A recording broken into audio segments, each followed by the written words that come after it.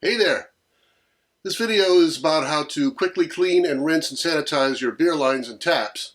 You may recognize the same flush mixer I used in my previous video to clean the counterflow chiller, and you may recognize the same method I used to sanitize my beer lines and taps from my video on how to pressure transfer using the Grandfather pressure transfer kit.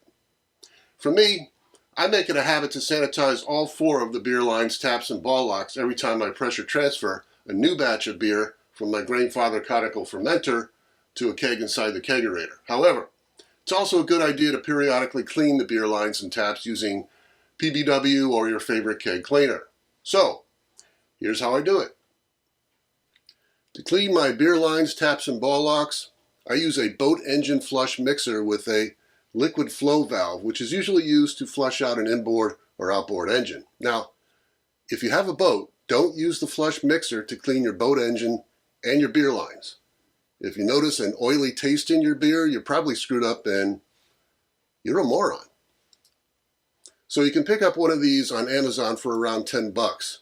And it comes with a quick disconnect fitting. However, I found that the quick disconnect fitting that came with the flush mixer to be completely useless because it leaks all over the place.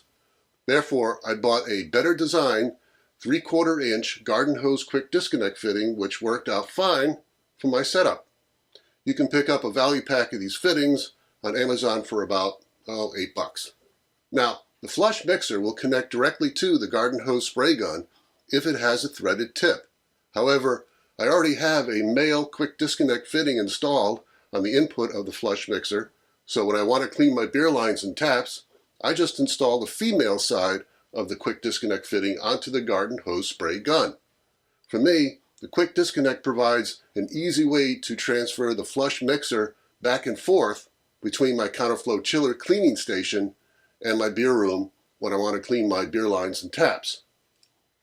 Next, I'll show how I put together the liquid ball lock assembly that connects to the quick disconnect on the flush mixer. Now, another attachment that you'll recognize from my video on the Grandfather pressure transfer kit is an empty liquid ball lock post that I installed into the cap of a plastic bottle. I took a liquid ball lock post with a 1/4 inch male NPT fitting, and I removed the poppet valve inside so that there's a clear pass-through with no resistance. For the flush mixer fitting, I again installed an empty liquid ball lock post into a 1/4 inch to 1/2 inch NPT adapter, and then installed the assembly into a 1/2 inch NPT to 3/4 inch female GHT swivel adapter. The 3/4 inch female GHT is then connected to the male side of a quick disconnect fitting.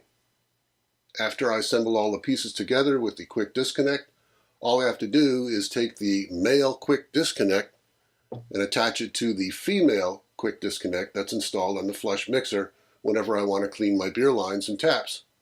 Pretty groovy, eh? Groovy? Really? Now, before I clean my beer lines and taps, I unscrew the top of the ball lock, remove the poppet style valve that's inside, and I put the spring and the stem into a cup of star sand. Reinstall the cap in the ball lock, but make sure that the O-ring is in place and it's not crimped.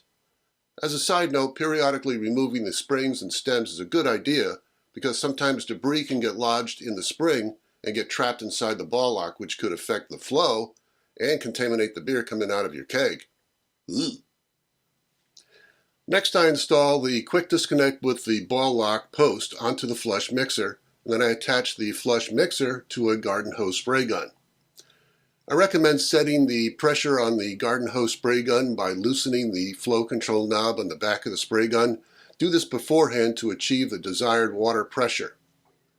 Unscrew the mixing jar from the flush mixer and put your favorite keg cleaner into the jar and then reinstall the mixing jar. Attach a silicone hose to the end of the beer tap and put the other end into a bucket. Connect the liquid ball lock to the flush mixer and open the beer tap. Squeeze the handle on the spray gun to start the flow of water, then turn the flush mixer control valve to position number 1 so that the water will start mixing with the keg cleaner to create a cleaning solution. Let the solution run for around 10 seconds and then turn the flush mixer control valve to the water-only position and rinse out the beer line, tap, and ball lock for around 10 seconds. Now that the beer lines have been cleaned and rinsed, I'll sanitize everything with Star San. I reinstall the springs and the stems inside the liquid ball locks, and I fill a 2.5-gallon corny keg about halfway with Star San. I then pressurize the corny keg to around 10 psi. I like using the smaller 2.5-gallon corny keg because I can remove the CO2 line after I pressurize the keg and move the keg with Star San to each of my beer lines after I've cleaned and rinsed them. Nice.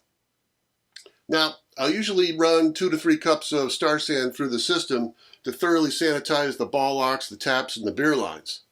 And then I'll connect the ball locks to the kegs and run it until I see beer coming out of the taps.